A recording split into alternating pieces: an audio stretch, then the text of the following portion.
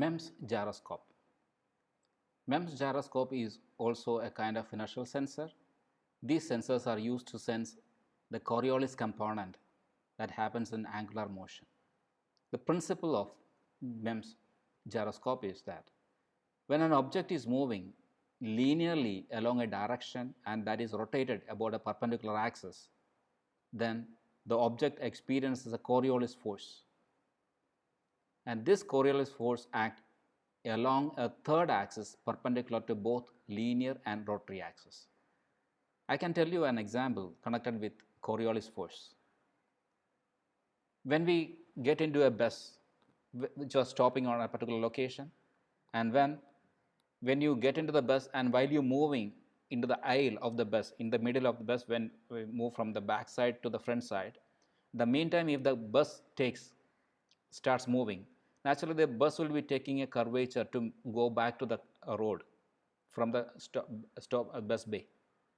So at that time what happens is, when you will be starting to move along a straight line but the bus is taking a curvature, that is you experience a different kind of force and that make you unbalanced. You might have noticed that. So the unbalanced force that that's a reaction that is experienced on your body is a Coriolis force.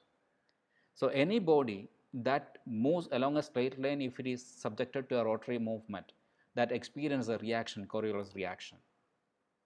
We have heard this word connected with crank and slaughter lever mechanism also, Coriolis force. That is, the crank that will be rotating, oscillating like this, whereas a slotted link block will be moving inside the link in the linear fashion. So that block, while it is moving in the linear direction, when it is experiencing a rotary motion, that block is also experiencing the Coriolis force. So any object that undergoes a rotary motion while it is going through a linear motion, then the force experienced by the moving object is called as Coriolis force. In gyroscopes, the Coriolis components are sensed. For that, in MEMS gyro sensors, there will be a linear motion introduced by some means, and while there is linear motion, the sensor will be subjected to angular movement. Then the sensor that is experiencing the linear motion will have a kind of a reaction, Coriolis reaction, and that Coriolis reaction is sensed. The gyro principle is explained based on this diagram. That is, there are three axes. There is a particle. If the particle is moving with a particular velocity in this direction, now the entire frame is rotated about the z axis, then the object that is moving in the linear direction will be experiencing a force in the third direction. Okay, so that is called as Coriolis force or Coriolis reaction. Again, I will tell you one example. If you rotate a top, pambaram, if you rotate a top, and if it is while it is being rotated, if you apply a force from this side, that is if you just kick on that from this side, you can see that if it is rotated in this direction, if you apply the force, the top will not move in this direction. Instead, the top will be moving in this direction. That means there is an axis of rotation, there is a disturbing force coming from this side, and the reaction is in the third direction. That's why it is said the Coriolis force acts along the third axis perpendicular to both linear as well as rotary axis. In all the MEMS in a gyroscope, the Coriolis component is sensed.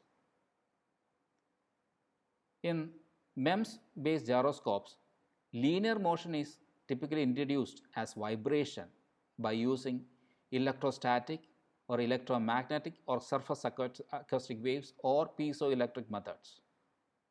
Here you see a tuning fork kind of gyroscope where you can see there are two tuning forks linked by means of a bridge here. So we call it as a dual tuning fork type or H type of gyroscope. In this, the gyroscopes, the tuning forks are micro machined. These are attached to a platform by means of this structure, and there is a bridge, cross bridge, we call it as a suspension bridge, that it will be linking the tuning fork with the structure. This bridge has got a property that it has got a width and a thickness, and the width is much higher compared to the thickness. Why it is given? Because when there is a vibration for the tuning fork in this out of bound direction, in this plane, then that vibration will be transferred to this because of the vibration in this plane. If there is vibration in the other plane, in this plane, because of the construction of this suspension bridge, it won't be transferred. That means this construction bridge has special requirement, that is, it will transfer only this vertical kind of direction kind of vibration to this side. Now in the working, by using suitable voltage, these two sides of the tuning forks will be given vibration, that is a linear motion. The tuning forks are typically made of piezoelectric material.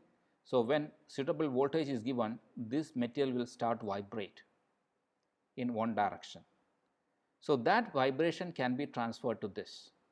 Now when the entire object is subjected to an angular motion, what happens is this particular sensing part will have an out of plane vibration because of the Coriolis effect. That out of plane vibration will cause a change in voltage in the external circuitry, and that is an indication of gyro effect or Coriolis effect. There is another kind of device, MEMS gyroscope, is electrode resonant type of gyroscope. Here there are two sets of electrodes, one here, one set here, one, two here, another set on the perpendicular direction, and there is a gyro mass element at the center also.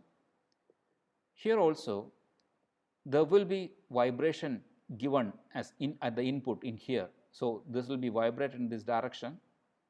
When the entire construction is about to rotate about this axis, then a vibration will be developed in the third axis. So the vibration developed in the third axis is an indication of the rotation that is happening on the entire body, or that is an indication of the Coriolis effect.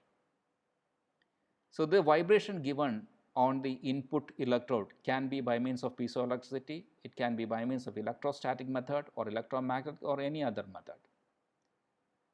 So that vibration can be transferred to the perpendicular direction when it is subjected to movement. You can see the review questions and you can see the reference based on which this presentation is made. Thank you.